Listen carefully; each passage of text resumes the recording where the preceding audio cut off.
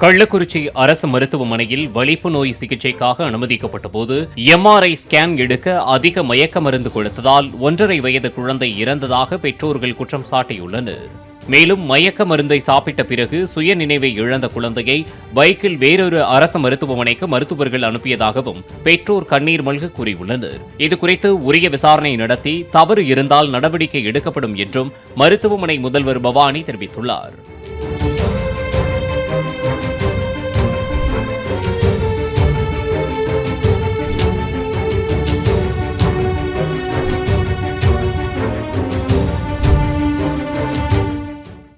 Play store மற்றும் app ஸ்டோரில் இருந்து பாலிமர் செயலியை QR கோடு மூலம் பதிவிறக்கம் செய்யுங்கள்.